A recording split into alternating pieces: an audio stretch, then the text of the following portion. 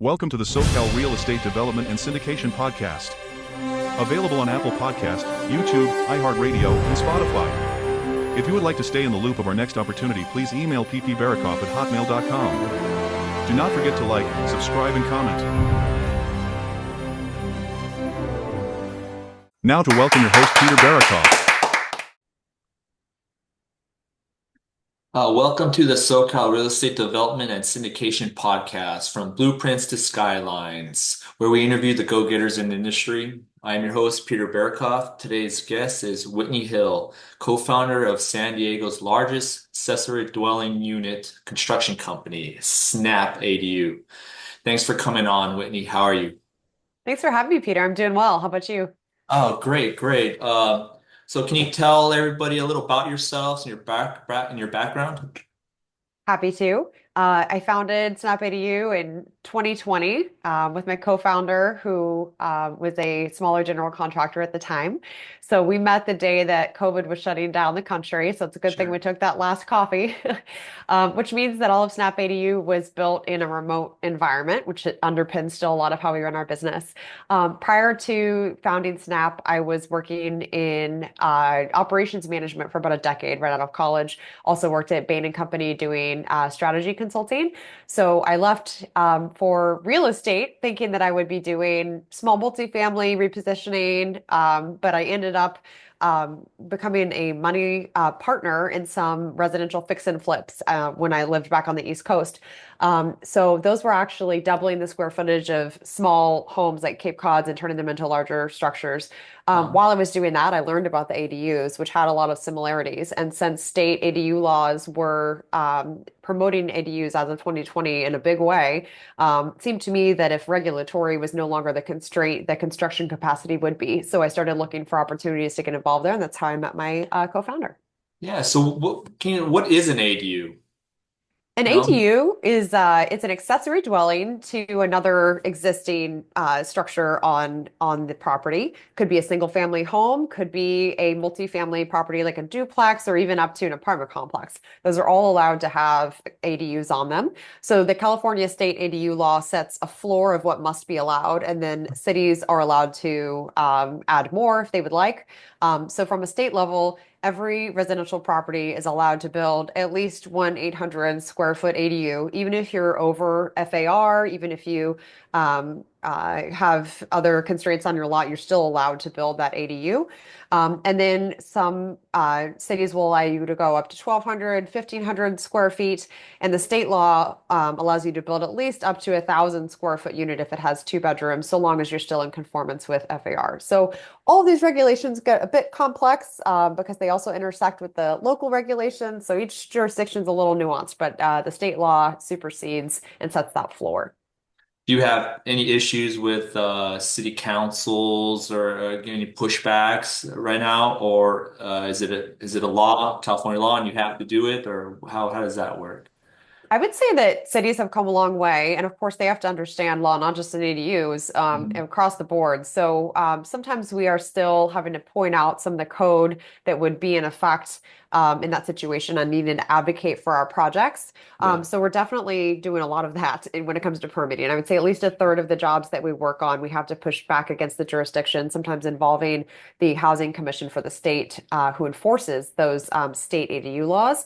But overall, cities are wanting to hit their targets on adding housing as well. So I would say on the whole, the cities are trying to do what they can to promote them. We've seen some of the permitting turnaround times get much shorter. There was a period in there when they were just overwhelmed and understaffed. So still happens in some areas, but City of San Diego, for example, it's much more reasonable turn times now. How long does it take to get a permit from typically you're in San Diego, correct? We operate in San Diego County, How does yes. how an average time to get a permit and start building, and what is Yeah. that? So once you actually submit the construction documents to the city, Uh-huh. expect anywhere from 3 to 6, 7, 8 months, depending on which city you're in. If you're a straightforward, no coastal zone, nothing funky in San Diego right now, it's averaging 3.5, 4 months for an ADU permit. Now, prior to that, you needed to do your homework. So getting the full set of construction documents put together and doing a feasibility analysis to make sure you know how you're tied into utilities and exactly what your foundation will look like and all that. That part of the work takes another another 3 to 4 months. Some folks have seen that go faster, but it's usually at the expense of not doing the legwork on what happens with the utilities. That's a big part of this whole process because you're basically redeveloping these parcels. You're building behind an existing house that has its own sewer and water, and you're tying into that. And oftentimes you're having to upsize that lateral. You're having to do site work. So it's a significant amount of legwork on each project to be able to go build these in the backyard. The build Are out you guys itself. just a construction company, or do you help full on consulting from beginning to pre-construction to permits to plans all the way to getting your occupancy from the city? What Yes, is we're a turnkey provider. We do okay? have our general contracting license, so it's our actual team who's on the hook for the build as well. But we do have design and permitting and pre-construction all in-house with our own employees. When we first started out, we were just the contractor, like you mentioned, just taking the builds. But Uh-huh. very quickly, we learned that to be able to deliver, we needed to have design and pre-construction under the same roof so that we could credibly quote for clients who need to know how much the actual project cost would be. So over time, we've developed a very intensive discovery process where we can check for the 75 different factors that can impact the cost on one of these projects. Who are your clients? Like, who's a typical client of yours? Like, who reaches out to you? What kind of person, business, company, like who investor, who is it? Yes, it's about right now a 60-40 split, 40% investors, and about 60% families, whether they're building Uh, it for an aging parent or a younger child who can't afford the housing market, or they're going to downsize themselves into that ADU and rent out their main house. Then on the rental side, we'll see investors who are doing, who have portfolios of single family homes and they're adding units onto those. There's also a handful of folks who have smaller multifamily properties and they want to add an ADU or stacked ADUs in the parking lot. So you'll see all those different types of folks. oh, right on. And the financing end, how do people get financing? So the typical homeowner, how are people financing these things? Yes, it's tough. It's tough out It's there. The loan products are still catching up. I will say though that the fixed rate second position loans are what a lot of folks will use, sort of like a HELOC, you know. where you do have a longer term with a fixed rate though. Right. So people with equity would definitely do that. There are some construction loans available, but you pretty quickly hit the limits on Fannie and Freddie on how much you can unlock there because of how high the property values are here. So we don't see a whole lot of that. A lot of folks are also just getting private financing, like on the investor side. They have access to private financing sources for that. There are emerging products that from things like portfolio companies are developing funding for this. Mhm. There's also some good traction at the federal level where now ADU rental income can be counted when they're calculating out a residential loan. But as far as getting the thing actually built, getting the financing for that part is a bit tougher. So that's where you're seeing some of those, unconventional products in Yeah, the yeah, space right now. yeah. So to kind of go back a little, you spoke about do cities have to make a quota? Is there a quota that they have to make? Do you know anything about that? Any details? Or you just know they have to? It sounds like you kind of made something like they have to hit a quota or they have to hit something. Is that true, or do you know It anything? is. Yes, every 9 years there is a housing allocation for every jurisdiction Uh-huh. that they have to hit if they are to get certain incentives from the state. And as a portion of that, then some will come from ADUs and some will come from other single Yeah. family homes or multifamily. So for each one of the jurisdictions, we kind of know what those projections look like. Now, the city has to have a certain number of those like available to build. So some of that is just by like just land sitting there waiting to be developed. But another portion of it comes from the ADU development. Now, at the same time, though, somebody has to want to build the ADUs and be able to fund it. So while the city may want to hit their quota, they can't go out there and like finance it for the homeowner. Like the homeowner's still going to have to go figure it out. No, some cities have tried loan programs. There's not really a widespread one right now. It'll usually be you're funding for like a couple of ADUs, nothing big Yeah. at this time coming through the cities. Right on. Well, what's your guys' Snap ADU? What's your guys' goal, the future? Like, what are you guys trying to what are you guys trying to do and get to? Yeah, we're trying to become a very large presence here in San Diego County. So we're trying to reach more homeowners. We're hoping to grow from about 30 completed builds a year to 100 completed builds a year. We see an increasing demand and think that having a very strong local presence is important in having a strong foundation. Maybe in 3 to 5 years, we think about expanding to other geographies, but at this time, we're focused on San Diego. What do people like when the first thing someone calls you guys or emails you? What's the typical first question? You probably already know the first questions they're going to ask you. What are those? And you probably already have a list, like, you already say this, this, this. What are those questions that the common questions people come out to you with? The questions are always, can I build an ADU? How big, where, and how much is it going to cost? And then you Those say are the it big ones. depends, right? We try to give them a straight answer as much as Yeah. we can. So a lot of what we do is try to give the best information we can, best answer on cost that we can, given the available Yeah. It's information. tough. Yeah. Yeah. But we do publish prices on our website too. For the price of the unit itself is easy. Once you have a buildable pad to go build it, it's the same. Yeah. The difficulty is in the site work and the utilities, like I was mentioning Oh, earlier. understood. Your challenges, what are you guys coming up against? That's a big obstacle for you guys. A big obstacle is just the sheer overhead and expense that it takes to actually get these built. Consumers are very surprised by the cost. They're thinking, oh, it's a little house, it'll be cheap. Like the cost per square foot is incredibly high, especially by the time that you have to, have the same level of a kitchen and a bath and all the permits and site work that you would for a 3,000 square foot house. That's all the same, but it's only spread across 1,000 square feet. So those costs are tough. And like I mentioned, financing is hard. And I mentioned the overhead, like to be able to get these through the cities, we have a really talented team, and those folks come at a premium. So trying to match up all that overhead cost with something that people can afford to build, it's tricky. So trying to figure out how to get stuff through our system more effectively so that we can offer a lower cost to clients by just being more efficient. That's a big focus of what we're doing right now. What are people using these ADUs for? Like, is it just for their families? Is it for investing? Like, what's the percentage people are doing it for? Yeah, folks are building like now at this point after the interest rate hike, it's about 60% that are building it for a family member and Okay. 40% are renting them out. Prior, it was more like a 60-40 the other way split where Yeah. maybe 60% were renting them. But with the higher interest rates, it's been harder for investors to have those pencil out unless they're in premium areas, like coastal, something like that, which is why our focus has shifted a bit to homeowners. Now, that said, in both of these cases, people are building them for property appreciation as well. So no matter what your use case is now, you're adding to the value of the property by doing this. So if people are mostly keeping these as holding, or families are holding, nobody's selling, nobody's building and selling them. Investors aren't, but very few you said. You'll see some. I mean, you'll see some Yeah. folks trying to sell property with ADU permitted, and then, Okay. they'll pass that off to the buyer. So you'll see some of that for sure. And you'll see some folks buying up portfolios of single family homes and turning them into effectively duplexes.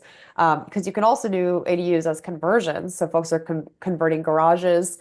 It's a more cost effective, but a little bit more variable approach to doing this. So you do see some folks trying to build portfolios and holding them for that. Yeah, you kind of broke out of the box and you had the corporate world, and you're just starting your own business. Can you talk about the mindset of starting your own company and finding a partner and how that all went, kind of how that went? Yeah. I think the mindset is that you have to constantly be ready to go back and redo the thing that you thought was awesome in the past. Uh, So we're on version like 4 or 5 of rebuilding the tools and the systems that we use to serve clients, and you're constantly going to be doing that. And I certainly learned that in corporate America. You're always trying to match up your staff or your processes with your client and the demand. So when the market shifted a year and a half ago, we had to very quickly figure out how to serve the folks who could still build these, which were people who wanted larger, more custom, higher end units. So we had to figure out how to make that happen. So as an entrepreneur, you're constantly having to stay nimble and take that information from the market and react quickly to make sure that you're staying up with the factors at play. Yeah. How do you how do you stay up to date with like what resources do you use to stay up to date on what people want, need, what to build? Like what's your strategy on that?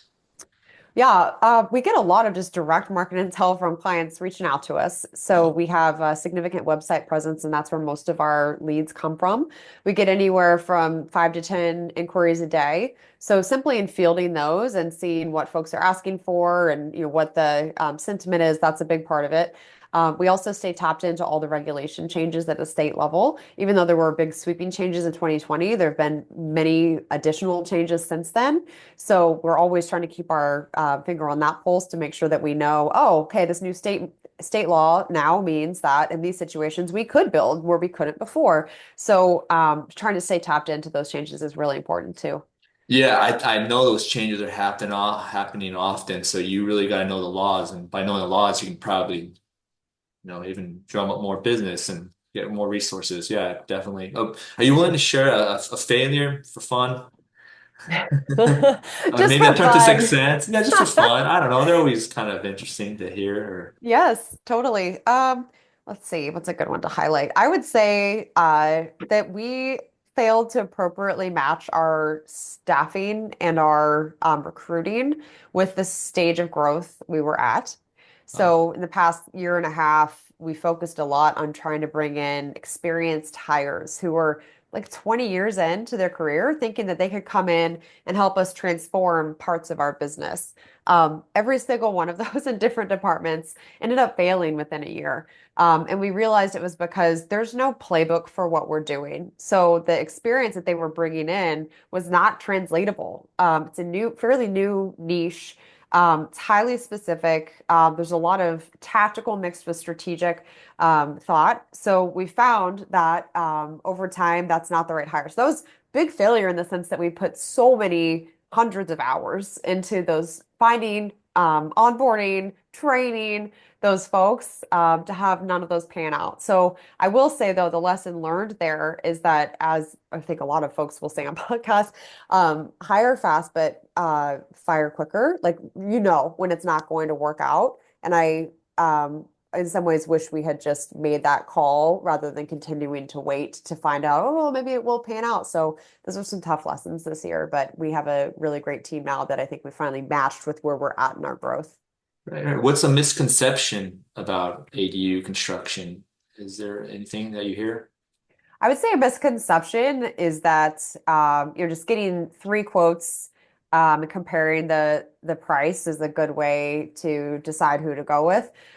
There's so much that goes behind the scenes of the scope of work where you need to make sure it's apples to apples. So we're constantly educating folks on like, did you get the entire scope from this other contractor? Even if you're not going to go with Snap, we don't want folks to be surprised down the line. So I think folks the misconception is that it's pretty cut and dry. You think I just compare bids, but the reality is much more complex than that.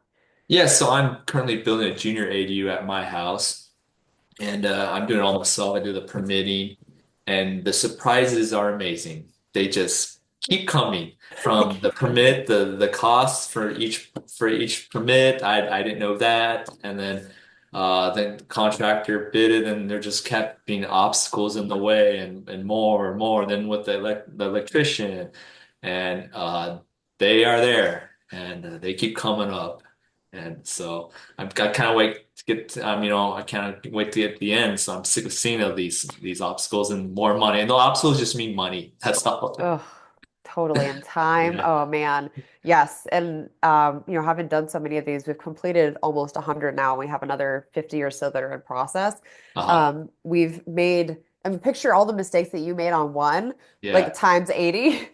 And so we Yeah. have pretty good checklist at this point, what we're needing to look for. But you're right, there's still always stuff that's going to come up. And so just minimizing those surprises has become a big part of our mission.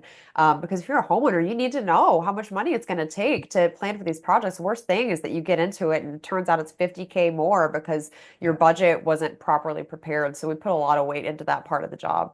I learned about that word, it depends. So every time I'd say it, they would always say, well, it depends. And I'm like, it depends. And I'm like, oh no. I learned that word very quickly. And so how can listeners get a hold of you for any questions? Yeah, we love to talk to folks. You can reach out through our website. It's Uh, snapadu.com. You can use our contact form or give us a call there. well, if you're in the San Diego area and you need to know about ADUs or you're thinking about it, you got a garage conversion or you want to add one on their back end or convert a room, I'm sure Whitney can help you out. But so thank you for listening. Thank you again for coming on, Whitney. Please stay tuned in for next time. Thanks, Peter. Thank you for listening to the SoCal Real Estate Development and Syndication Podcast. To stay in the loop of the next real estate opportunity, please email ppbarakov@hotmail.com. Have a great day. Do not forget to like, subscribe, and comment.